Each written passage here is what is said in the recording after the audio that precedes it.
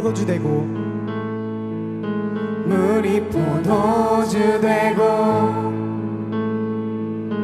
눈먼 자 눈을 뜨네 주밖에 없네 주밖에 어둠을 비추시며 어둠을 비추시며 우리를 일으키네 주밖에 없네 주밖에 크신 내 주님 크신 내 주님 강하신 주님 그 어느 누구보다 더 높은 주는 치료자 크고 놀라운 주님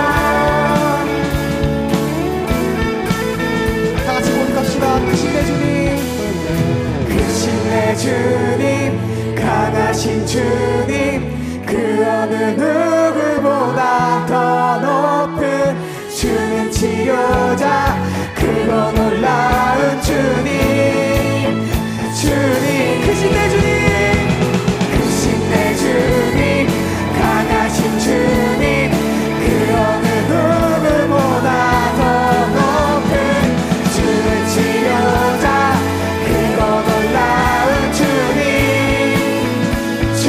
크신 내 주님 크신 내 주님 강하신 주님 그 어느 누구보다 더 높은 주는 치료자 크고 놀라운 주님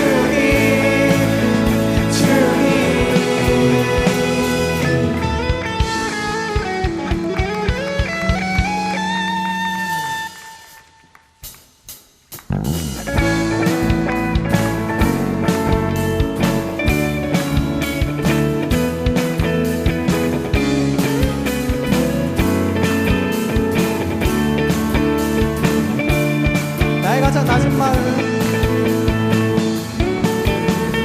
나의 가장 낮은 마음 주님께서 기뻐하시고 작은 일에 그 기쁨을 느끼게 하시는도다. 내가 지쳐 무력할 때 주님 내게 힘이 되시고 아름다운 하늘나라 내 맘에 주시는도다. 우리에게 축복하신 하나님 사랑,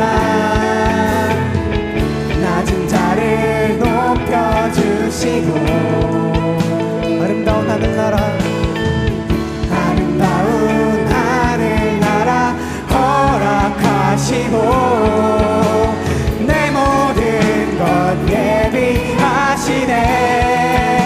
찬양함의 기쁨을, 찬양함의 기쁨을, 감사함의 평안을, 간구함의 하나님 알도록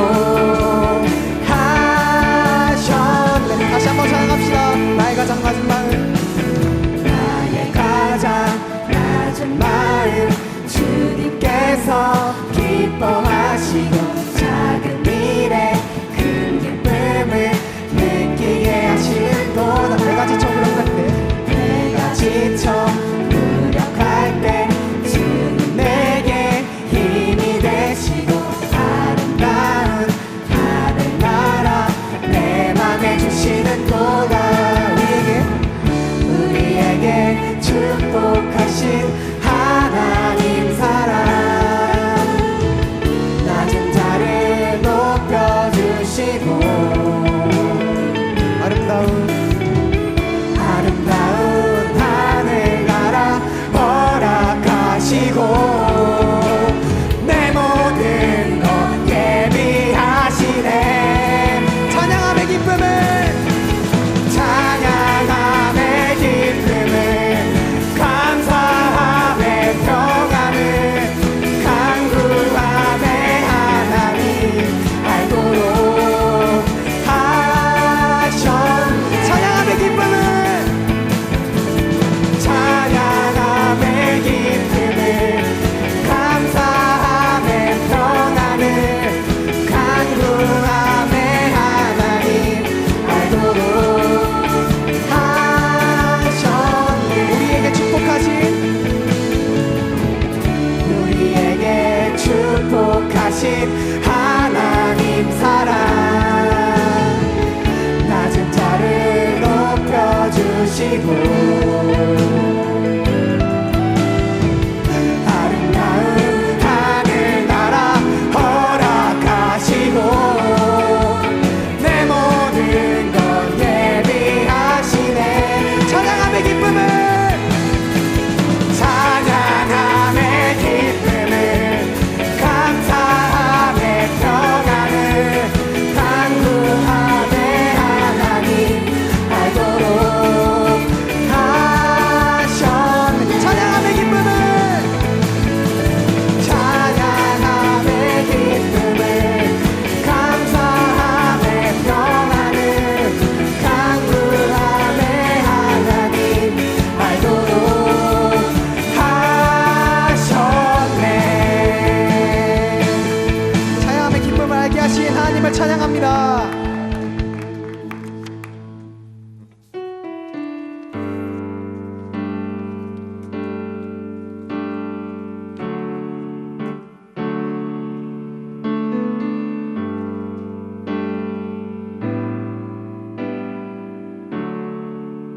은혜 아니면 은혜 아니면 살아갈 수가 없네.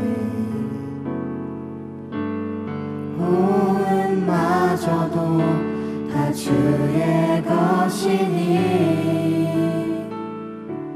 세상 평안과 위로 내게 없어도 예수 오직 예수뿐이네. 은혜 아니면 은혜 아니면 살아갈 수가 없네. 호흡마저도 다 주의 것이니 세상 평안과 위로 내게 없어도 예수 오직 예수뿐이네. 크신 계획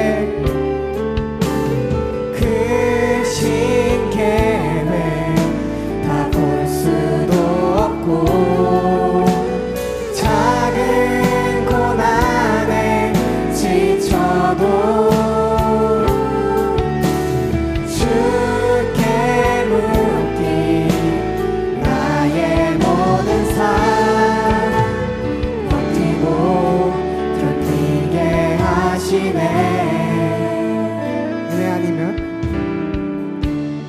은혜 아니면 살아갈 수가 없네. 나의 모든 것 다 주께 맡기니 참된 평안과 위로 내게 주신 주 예수 오직 예수뿐이네. 크신 계획 다 볼 수도 없고 작은 고난에 지쳐도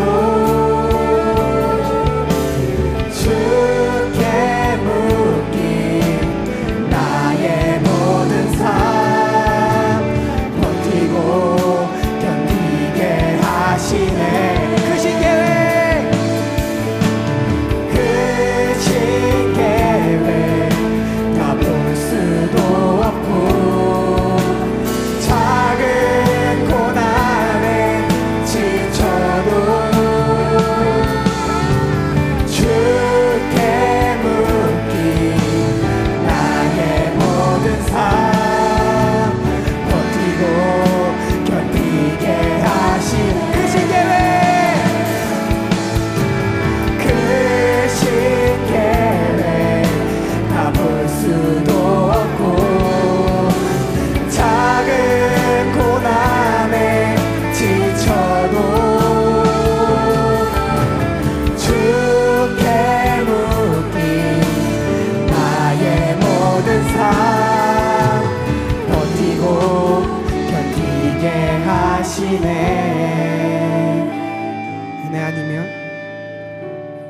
은혜 아니면 살아갈 수가 없네.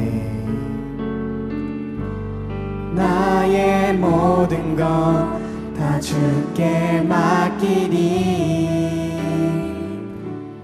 참된 평안과 위로 내게 주신 주 예수 오직 예수뿐이네.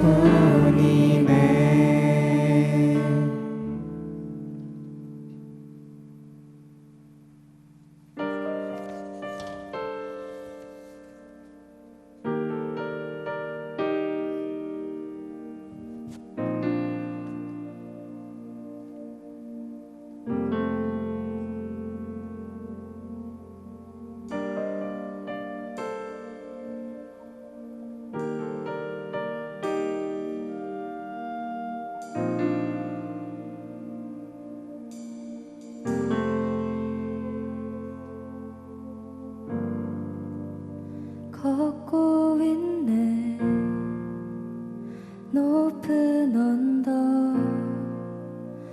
아무 말 없이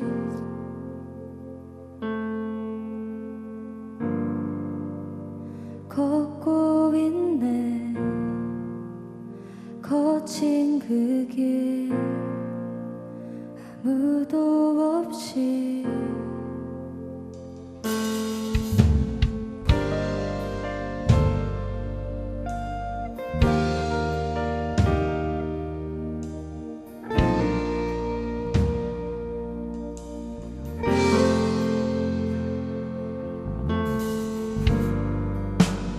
걷고 있네 높은 언덕 아무 말 없이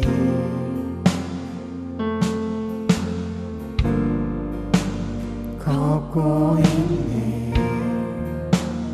거친 그 길 아무도 없이 지친 발걸음 지친 발걸음 흐르는 눈물 온 땅을 적시네. 십자가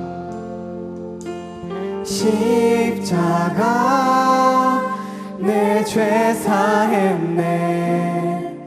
날 대신하신 한없는 사랑. 어린 양 다시 사셨네. 크고 놀라운 그 사랑.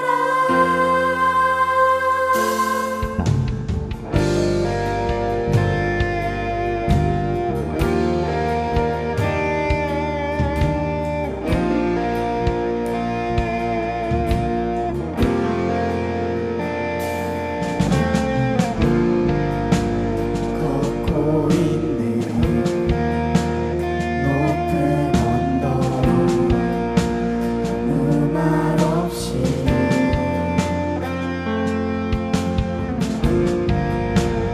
걷고 있네. 거친 그 길 다같이 십자가를 묵상하시면서 찬양하시겠습니다. 지친 발걸음 지친 발걸음 흐르는 눈물 온 땅을 적시네. 고통당했네 고통당했네. 피 흘리신 주 헤아릴 수 없는 그 사랑. 십자가 내 죄 사했네. 날 대신하신 한없는 사랑. 어린 양 다시 사셨네. 크고 놀라운 그 사랑. 십자가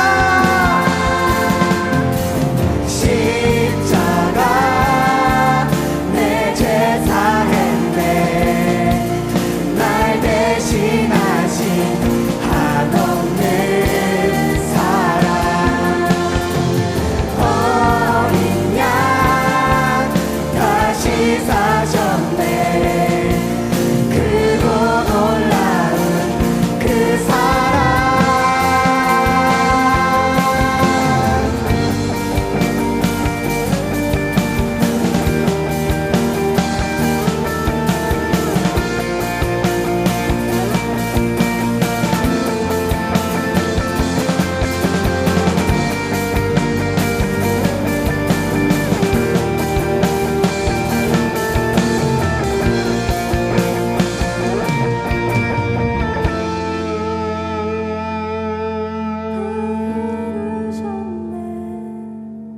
다 이루셨네.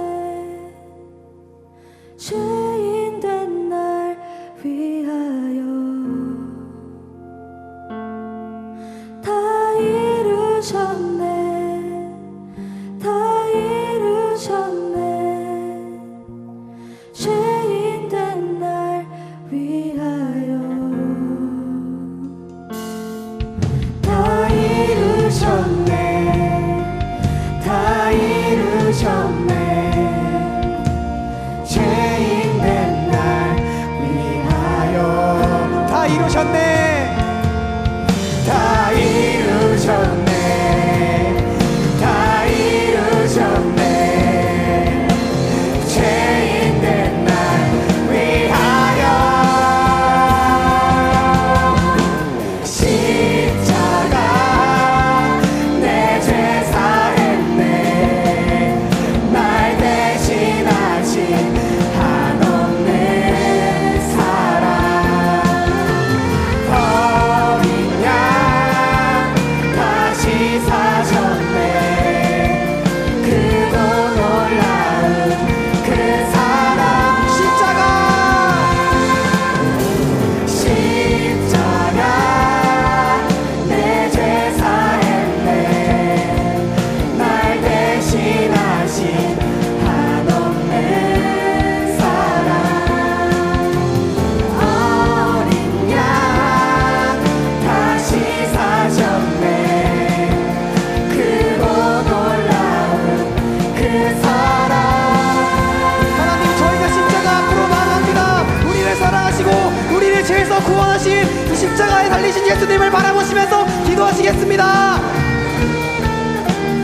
감사함으로 오늘 같이 말씀 나누기 원합니다.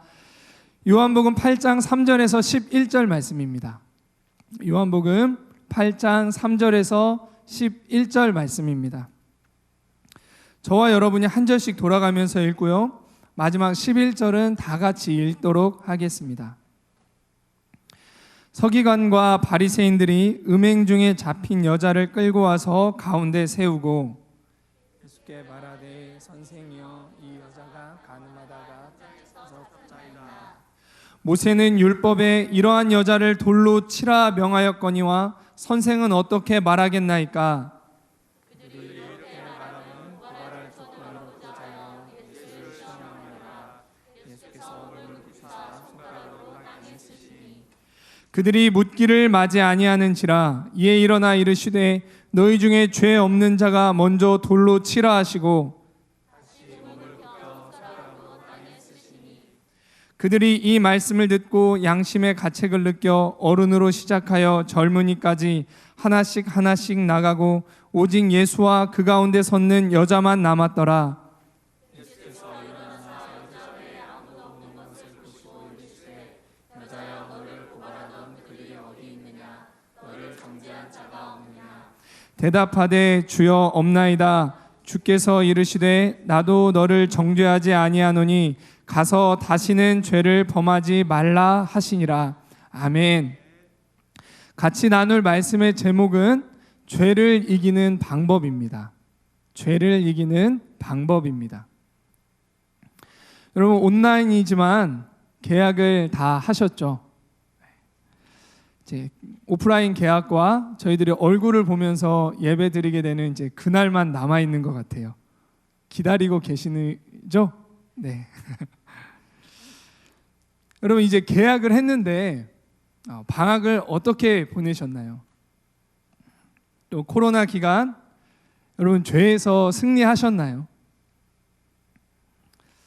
이런 시점이 되면 과거에 내가 잘못을 했다 하더라도 누구나 이제부터 다시 열심히, 그래 지금부터가 중요한 거야, 이런 결단을 하곤 합니다.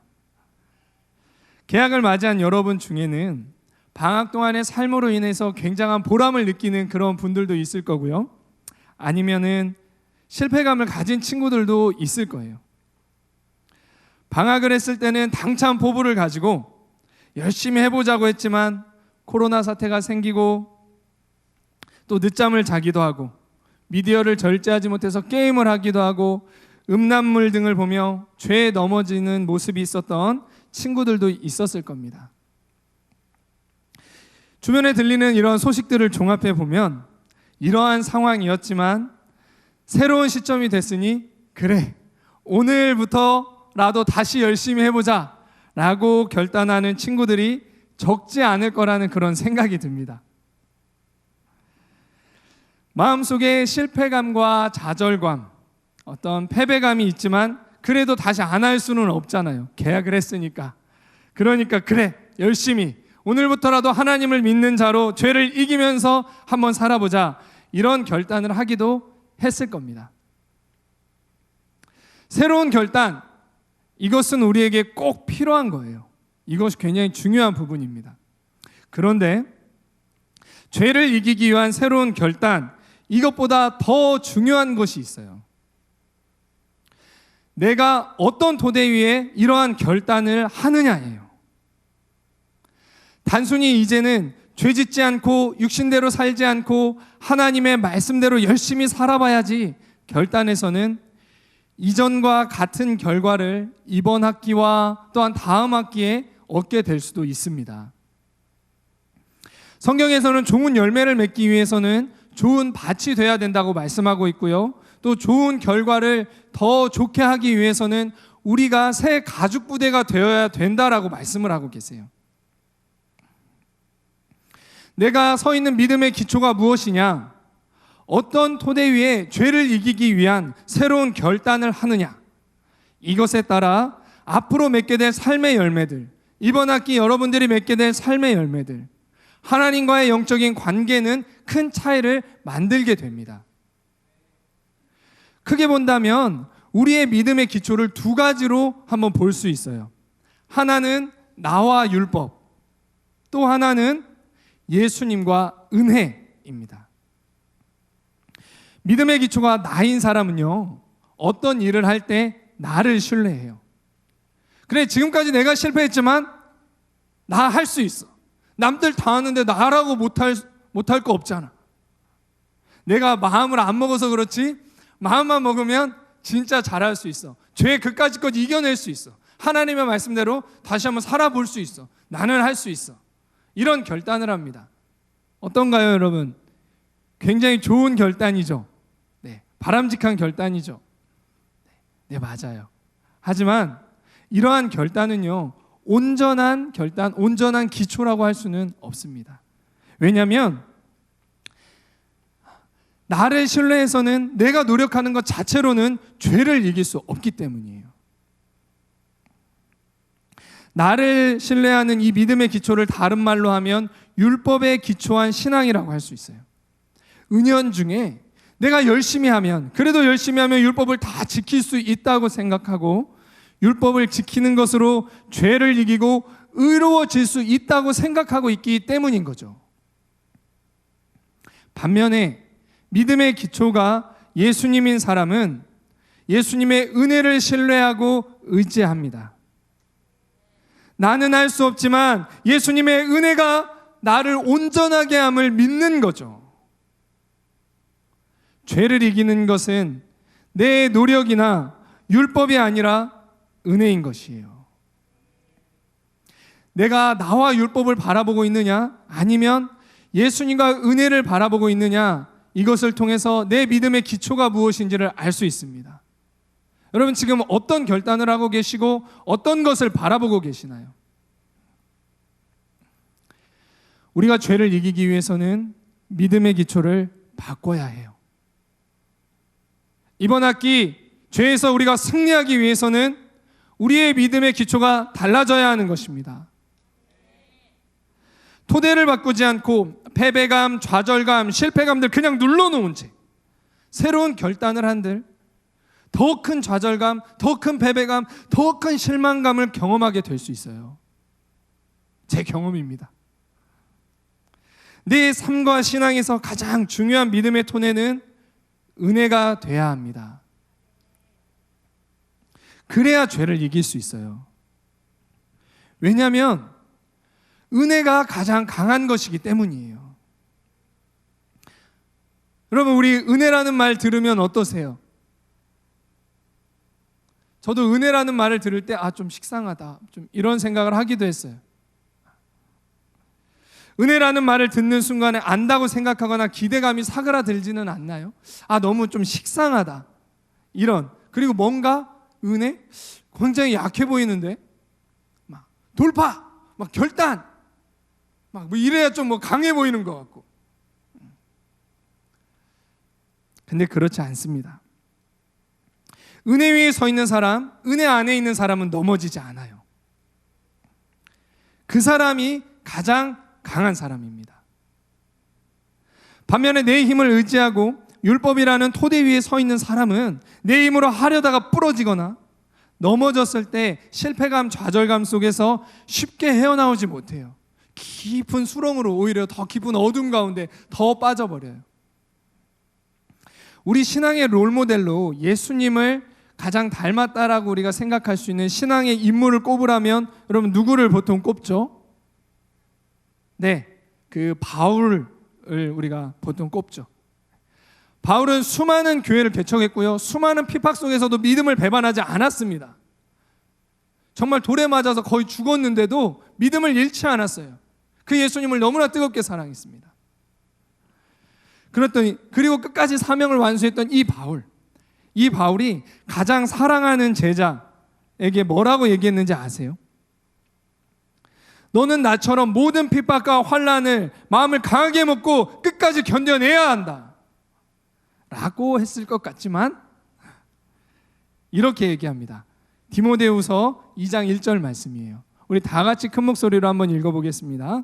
시작. 내 아들아, 그러므로 너는 그리스도 예수 안에 있는 은혜 가운데서 강하고 또 내가 많은 증인 앞에서 내게 들은 바를 충성된 사람들에게 부탁하라. 그들이 또 다른 사람들을 가르칠 수 있으리라. 아멘. 내게 들은 바, 나로부터 배웠던 그것들, 그 복음들을 충성된 사람에게 또 부탁하라 라고 말하기 전에 너는 그리스도 예수 안에 있는 은혜 가운데서 강해라, 이렇게 얘기를 합니다. 사명을 감당하고 하나님을 위해서 살아가기 전에 제일 중요한 것이 있다면 믿음의 기초가 은혜여야 한다는 것입니다. 내 신앙의 기초가 내 능력이 아니라 은혜여야 해요. 은혜 안에 있는 것, 은혜 위에 서는 것이 가장 강한 것이기 때문입니다. 이제 모든 학교에서 온라인으로 새학기가 시작됐어요. 시작됐으니까 그냥 열심히 다시 생활해보자, 죄 짓지 말자 라고 결단만 할 게 아니라 열매 맺기 위해 우리가 지금 어느 토대 위에 서 있는지, 진정으로 죄를 이길 만한 토대 위에 내가 서서 이런 결단을 하고 있는지 한번 우리 점검해보고 이번 학기 또 한 주를 시작하기를 원합니다. 여러분, 올해 죄를 이기는 여러분이 되시기를 축복합니다.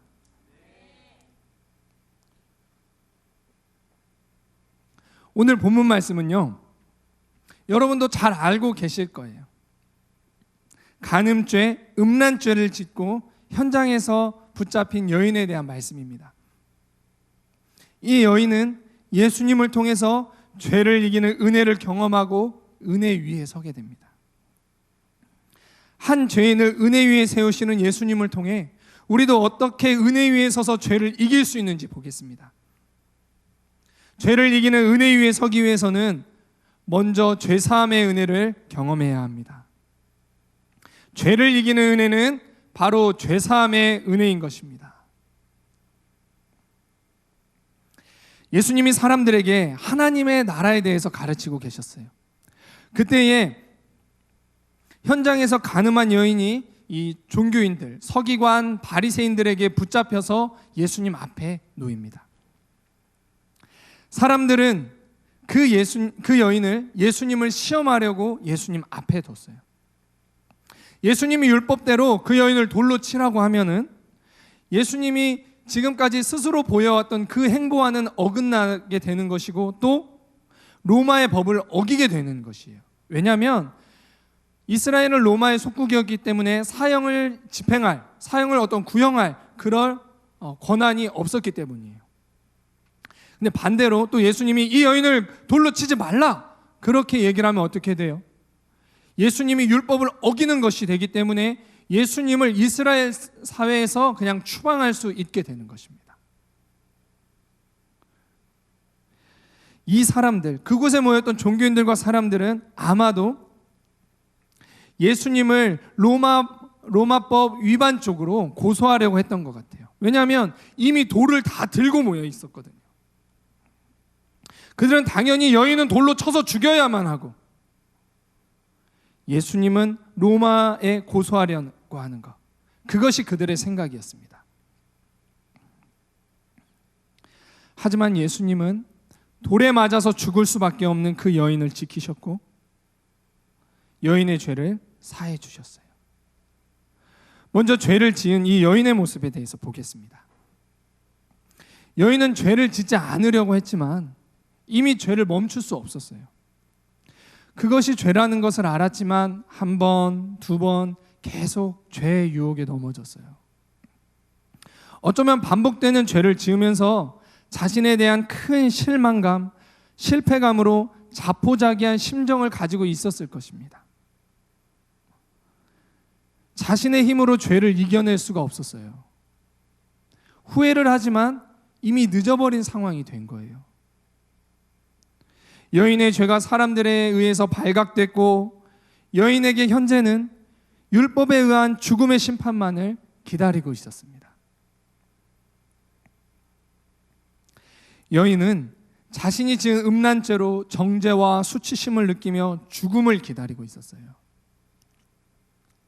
사람들은 이 여인을 음란한 여인이라고 정죄를 했습니다.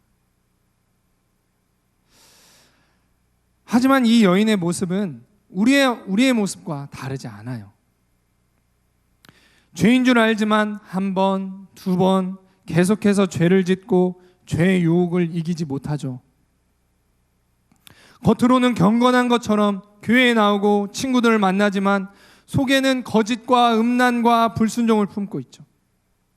이 여인을 향해서 정말 나쁘네, 나보다 더 나쁜 죄인이네, 어떻게 그럴 수가 있어 라고 심판할 수 있는 사람이 누가 있을까요? 50보 소 100보라는 그런 말이 있어요. 전쟁 중에 막 자기 생명이 위협하니까 100보를 막 도망가는 사람이 있었어. 그리고 또 한 사람은 50보를 막 도망갔어.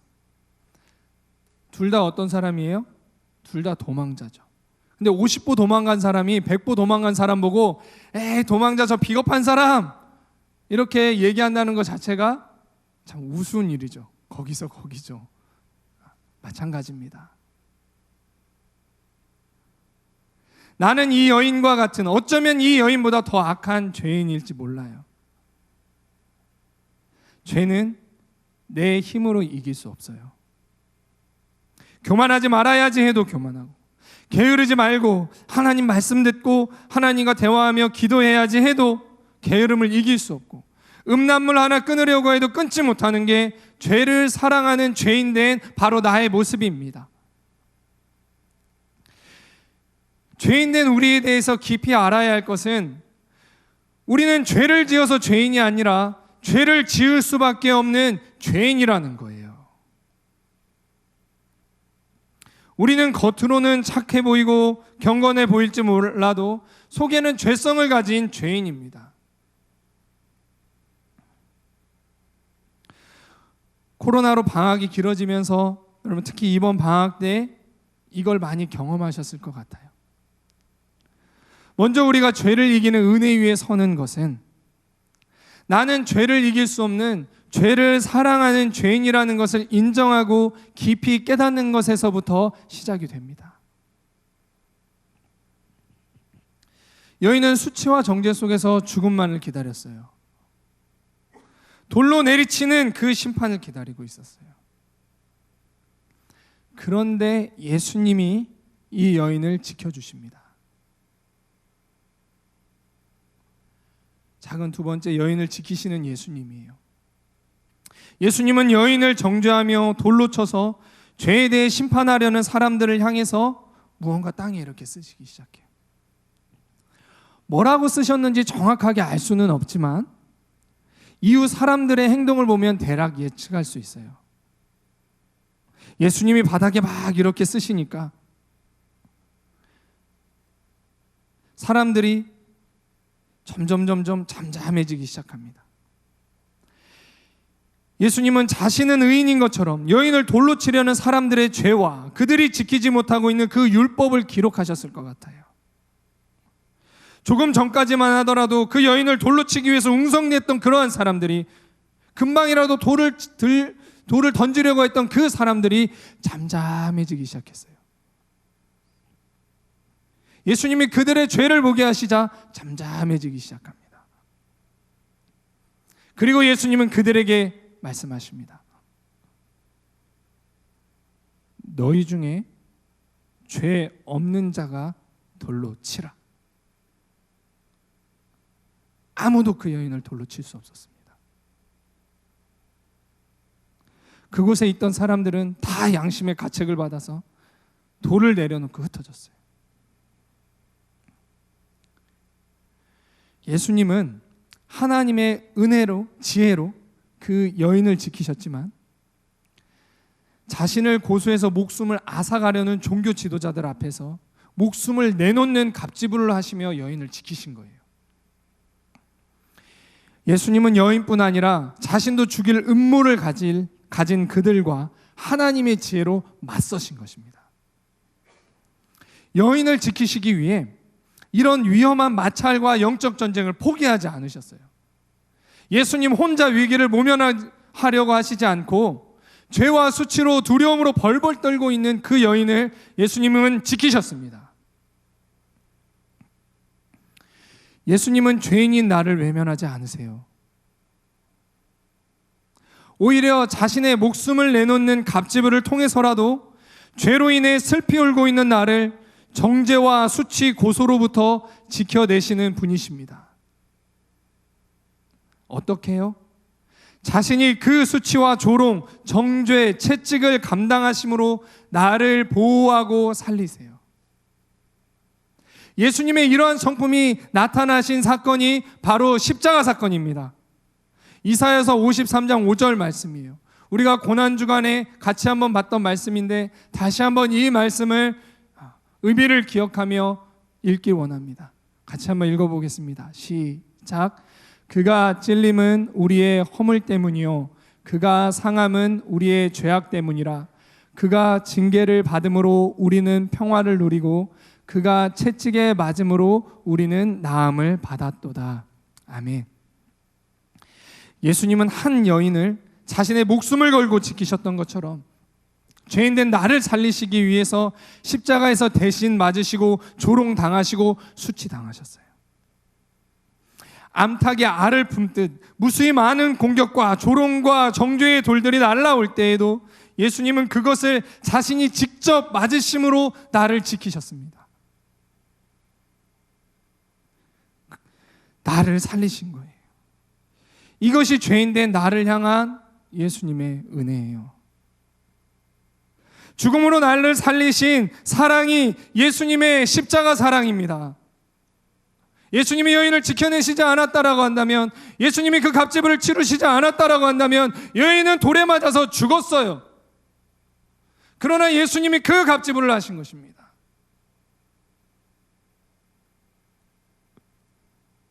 이 사랑은 나를 위한 갑질이었고요, 나를 위해 값없이 베풀어 주신 바로 은혜였습니다.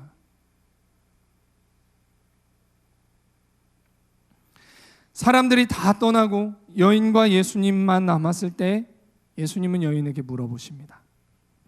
죄를 사하시는 예수님에 대해서 같이 보겠습니다. 여자여, 여인아, 너를 고발하며 정죄한 사람이 있느냐? 여인이 대답합니다. 주여, 없나이다. 예수님이 여인에게 말씀하십니다. 나도 너를 정죄하지 않는다. 예수님은 회개의 심령을 가지고 엎드려 있는 여인을 정죄하지 않으셨고 여인의 죄를 사해 주셨어요. 우리는 그동안 하나님의 뜻대로 살기 위해 불순종하며 육신을 사랑했던 죄를 수도 없이 결단했지만 반복적으로 넘어졌어요. 하지만 예수님은 이런 나일지라도 정죄하지 않으세요. 이 여인의 죄를 사해 주셨던 것처럼 나 같으면 이런 나를 포기하고 정죄하고 아주 따끔하게 혼을 내거나 그 버릇을 고쳐주거나 아니면 버려버릴 것 같은데, 포기해버릴 것 같은데 예수님 그렇게 하지 않으세요. 도대체 너 몇 번째야? 왜 또? 내가 저번에 너 용서해줬잖아. 저번에 한번 눈 감아줬잖아. 그럴 것 같죠. 근데 예수님은 그렇게 하지 않으세요. 반복적인 죄로 정죄와 수치심에 눌려서 고통스러워하는 내 영혼을 예수님은 오히려 불쌍하게 바라보고 계십니다. 이게 예수님의 눈이고 마음입니다. 이제는 염치 없어서 정죄와 수치심마저 무시해버리기도 하고 하나님 앞에 다시 잘해보겠다고 말하기도 민망해져 버린 그 마음을 주님은 알고 계세요. 주님, 제가 죄 안 지으려고 했는데 죄를 안 지을 능력이 없어요. 똑같은 죄를 또 반복적으로 지었어요. 고통하며 애통해하고 있는 그 마음 중심을 예수님은 알고 계십니다. 여러분, 그 마음을 가지고, 그 마음을 있는 그대로 가지고 예수님 앞에 나아가시기 바랍니다. 우리가 죄를 안 지으려 해도 안 지을 수 없는 죄인임을 인정하고 그 예수님 앞에 서면요, 주님은 정죄하지 않으시고 내 죄를 사해 주시며 주님의 자녀로 살아가게 하십니다. 다시 권세를 가진 자녀로 살아가게 하세요. 죄에 패배하고 죄의 종으로 사는 자가 아니라, 그래 내가 한번 용서해 주니까 너 그냥 죄의 종으로 살아, 이런 죄의 종으로 살아갈 자로 그냥 주님이 그렇게 두시는 게 아니라, 이제는 죄를 이기는 권세를 가진 자녀로 살아가게 하세요. 죄는 결코 내 힘으로 이길 수 없어요. 죄와 맞짱 떠서 이길 수 있는 사람 손. 내가 한번 맞짱 뜨는데, 나 맞짱 좀 잘 뜨는데, 미안해요 이런 얘기해서, 맞짱 잘 뜨는데 한번 와봐, 한번 이겨보지. 그까짓 거. 성공했으면 저한테 달려오세요. 저도 좀 배우게, 맞짱의 기술을.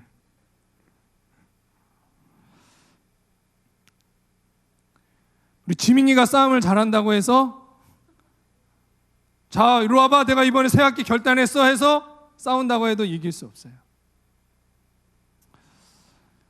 이런 죄를 이기는 것은 오직 주의 은혜뿐입니다. 정죄와 수치를 감추고 눌러놓지, 내 힘으로 죄를 이기기 위해서 애쓴다고 한들 우리가 결국 마주하게 되는 것이 뭐냐? 죄를 사랑하는 또 다른 죄를 짓고 있는 내 모습일 거예요.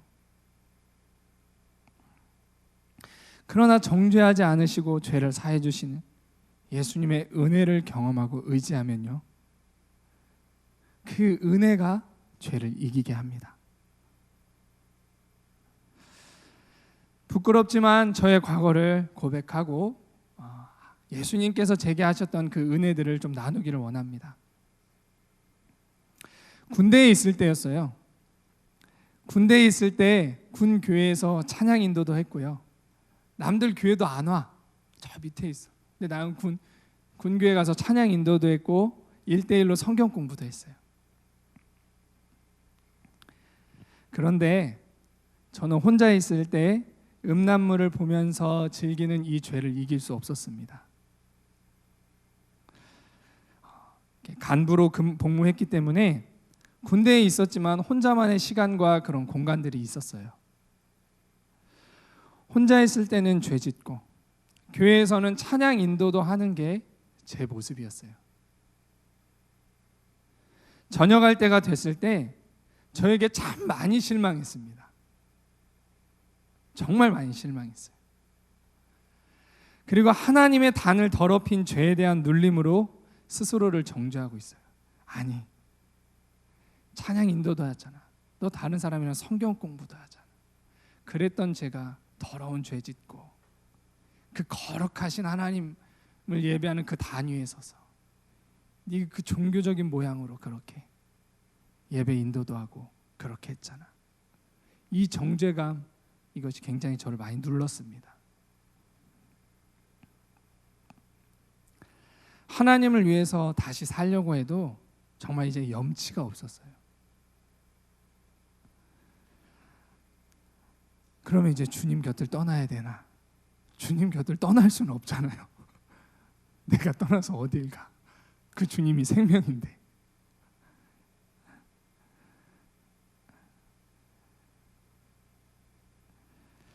전역을 하고 나서 기도실을 찾았어요. 종교적인 모양 때문인지 그래, 기도실을 가야 되겠더라고. 기도실을 찾았어요. 그리고 기도했습니다. 예수님 죄송합니다.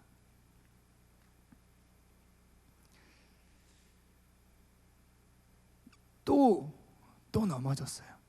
또 음란한 죄에 넘어졌어요. 죄 짓고 찬양인도 하면서 그 거룩하신 주님의 단을 제가 더럽혔어요.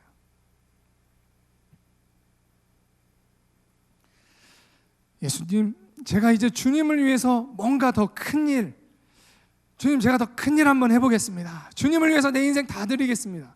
저 이렇게 말 못하겠어요. 도저히 말 못하겠어요. 주님, 제가 주님 곁을 떠날 수는 없으니까 그냥 평범하게 살아갈게요. 평범하게, 보이듯 보이지 않듯 그냥 그렇게 살아갈게요. 이런 기도를 주님 앞에 했습니다. 그때 저를 과거에 인격적으로 만나주셨던 오늘 여러분과 나누고 있는 이 본문 말씀이 저에게 떠올랐어요. 희준아, 나도 너를 정죄하지 않는다. 다시는 가서 죄를 범하지 말라. 참 염치가 없었습니다. 과거에도 이 말씀을 해주셨는데 전 또 넘어졌거든요. 스스로가 굉장히 원망스럽기도 했어요. 이렇게 주님께 용서를 구하고 다시 일어서기를 몇 번째인지. 그런데 주님, 이번에도 저를 정죄하지 않으신다고요. 염치가 없었지만 저로서는 그 예수님이 저에게 내밀어 주신 그 은혜의 손을 잡지 않을 수 없었습니다. 그 은혜가 아니면 무기력하게 흘러갈 제 인생에 별다른 돌파구가 없었기 때문이에요. 염치 없지만 그 은혜의 손길을 다시 붙잡고 은혜에 감사하며 일어나게 됐습니다. 그 이후에 이제 적지 않은 시간들이 흘렀지만 주님은 이때의 사건과 이 말씀이 제 안에서 잊혀지지 않게 하세요. 그리고 죄로 또 넘어지려고 할 때면 제가 어떤 자였는지를 기억하며 그 주님의 은혜를 기억하고 주님의 은혜를 힘입어 죄사함의 은혜를 힘입어 다시 일어서게 하십니다. 여러분, 은혜는 결코 약한 것이 아닙니다. 십자가 죄사함의 은혜를 경험하면 인생을 함부로 살게 되지 않아요. 십자가의 은혜는 내 인생을 막 살아도 될 만큼 싸구려 선물이 아니기 때문이에요. 작은 선물을 받으면 고마움이 있지만 인생이나 태도가 달라지진 않아요. 그러나 내가 도저히 갚을 수 없는 큰 은혜와 선물을 받게 되면요, 내 삶의 태도와 인생이 변화되는 것입니다. 그래서 십자가 죄사함의 은혜를 경험하고 그것을 의지하는 사람은 다시 넘어지지 않고 넘어지더라도 일어날 수 있으며 궁극적으로는 죄를 이기게 되는 것입니다. 이것이 십자가의 죄사함의 은혜예요. 죄인을 살리는 은혜, 죄에서 돌이키게 하는 은혜, 죄를 이겨내게 하는 은혜, 그것이 바로 십자가 죄사함의 은혜입니다. 예수님이 죽으심으로 나에게 베풀어 주신 그 큰 은혜, 큰 선물인 거예요.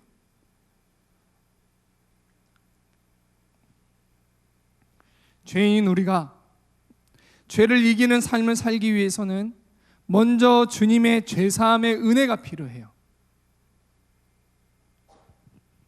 반복되는 죄로 넘어져 수치와 정죄 속에서 고통당하고 있는 그런 친구들이 있나요? 그럼에도 나를 정죄하지 않으시고 나의 죄를 사해 주시는 예수님께 나와 회개하시기를 바랍니다. 예수님의 죄사함의 은혜가 주어질 거예요. 예수님은 여인의 죄를 사하시고 마지막으로 한마디 당부하십니다. 가서 다시는 죄를 범하지 말라. 죄를 이기는 방법은요, 그 은혜를 경험하고 이제는 은혜 위에 서는 것입니다. 큰 두 번째, 은혜 위에 서라예요. 예수님은 여인에게 죄사함의 은혜를 주시고 가서 다시는 죄를 범하지 말라고 하셨어요. 여러분, 우리가 어떻게 죄를 다시 범하지 않을 수 있을까요? 우리는 죄를 사랑하고 계속 넘어지는 그런 죄인이잖아요. 그런데요, 은혜의 토대 위에 있을 때 가능합니다. 은혜 위에 서면 돼요. 은혜 위에 서는 것은 좀 더 구체적으로 말하면요, 그 십자가 은혜에 감사하는 것이고 계속해서 큰 은혜를 기억함으로 죄에서 돌이키는 거예요. 그게 은혜 위에 서 있는 것입니다. 내 위에, 율법 위에 서는 게 아니라 그 은혜 위에 서는 거예요. 죄를 이기기 위해서는 내 힘으로 하려고 해서는 안 됩니다. 내가 이런 큰 죄 사함 받고 이래서는 안 되지, 내 힘으로 죄를 안 져야지 해서는 죄를 이길 수 없어요. 죄 사함의 은혜를 경험하고 내가 어떤 자였는지, 어떤 상황에서 구원받았는지 주님의 은혜를 기억할 때 죄를 이길 수 있습니다. 죄사함의 은혜를 경험하고도 나를 신뢰하고 율법의 토대 위에 다시 돌아가서 또 서 있다면 죄를 이길 수 없는 내 모습에 대한 실망감을 느끼는 그 사이클의 연속이 될 거예요. 은혜 위에 서시기를 바랍니다. 가서 다시는 죄를 범하지 말라는 이 예수님의 그 말씀 한번 생각해 봅시다. 가서 다시는 죄를 범하지 말라. 어떤 친구는 예전에 고등부에 있었던 어떤 친구는 이 말씀을 듣고 이렇게 해석이 됐다고 해요. 내가 너 죄 사해 줬으니까 가서 죄 범하지 마. 한 번만 더 죄 지면 이렇게 하나님의 성품에 대해서 이렇게 좀 오해가 굉장히 심했던 친구 같아요. 그런 의미가 아닙니다. 주님은 그 여인을 사랑하시고 긍휼의 눈으로 바라보시면서 너는 이제 은혜로 죄를 이길 수 있는 존재가 됐다라고 말씀하십니다. 은혜가 너를 그렇게 할 것이다라고 말씀하시는 거예요. 너는 옛 삶으로 돌아가지 않을 수 있어. 너는 옛 삶으로 다시 너의 강한 의지를 들여서 그렇게 돌아가지 마 라고 예수님이 얘기하시는 겁니다. 죄사함의 은혜를 기억하고 감사하며 죄를 이기고 말씀에 반응하며 살라고 말씀하시는 거예요. 우리는 이전에는 죄의 종이 되어서 살 수밖에 없는 존재였지만 예수님에 의해 죄사함 받고 거듭나게 될 때 이제는 하나님의 말씀을 따라 살 수 있는 존재가 됐습니다. 여러분 이걸 믿으시기 바랍니다. 보라 이전 것은 지나갔으니 새 것이 되었도다라고 예수님 우리 가운데 선포해 주시는 거예요. 예수님이 우리를 말씀대로 살 수 있는 새 피조물이 되게 하셨어요. 누가요? 예수님이요. 예수님이요. 내 힘으로가 아니라 예수님이요. 예수님이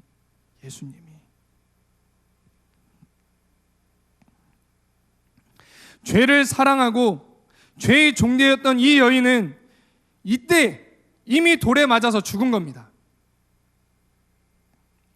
예수님은 그 여인은 죽게 하시고 이제는 은혜 안에서 눈물로 감사하며 말씀에는 반응하는 새 피조물로 이 여인을 새롭게 하신 것입니다. 지난 부활주일 그 말씀처럼 우리 같이 어른들과 함께 예배 드렸었죠. 예수님이 십자가에 못 박히실 때 죄를 사랑하는 나의 옛 자아도 십자가에 못 박혀 죽었음을 선포하며 날마다 죄에 대해서는 죽어지고 은혜에만 반응하는 그런 삶을 여러분 훈련하시기를 바랍니다. 그런데 설령 그러다 다시 죄에 넘어질 수도 있어요. 우리 죄인이기 때문에 그렇죠. 여러분 그렇더라도 율법으로 돌아가려고 하지 말고 여러분을 신뢰하지 말고 은혜 앞에 나아가시기를 바랍니다. 여러분 나를 학대하거나 나를 정죄하지 마시고 아니 그런 생각이 들 수 있어요. 하지만 그 상태에서 머물지 마시고 주의 은혜에 다시 한번 감사하며 다시 은혜 위에 서시기를 바랍니다. 여러분 은혜가 죄를 이깁니다.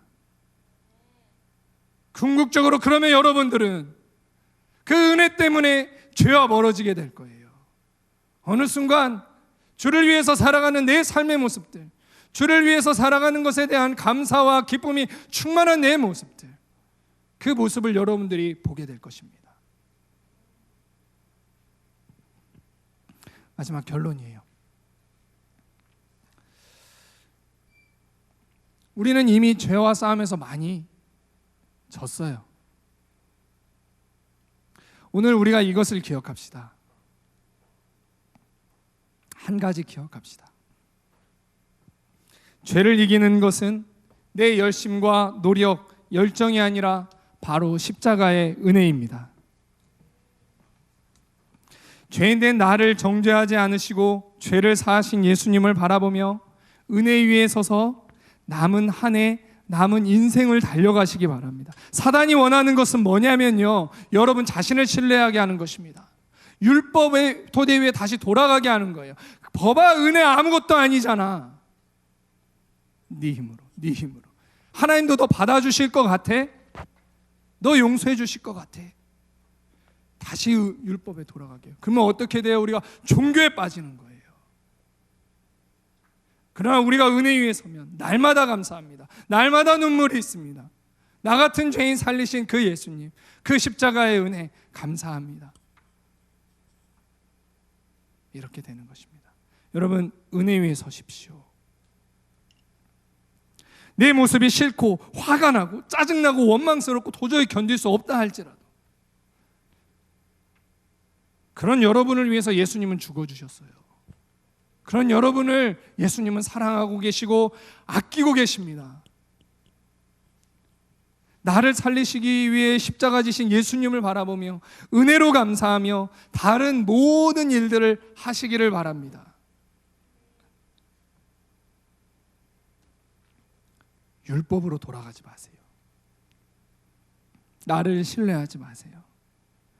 은혜 위에 설 때만이 다시 죄를 이기고 내 인생에 두신 하나님의 계획하신 열매들을 맺게 될 것입니다. 은혜로 죄에서 승리하는 남은 학기 2020년 앞으로의 삶이 되시기를 축복합니다.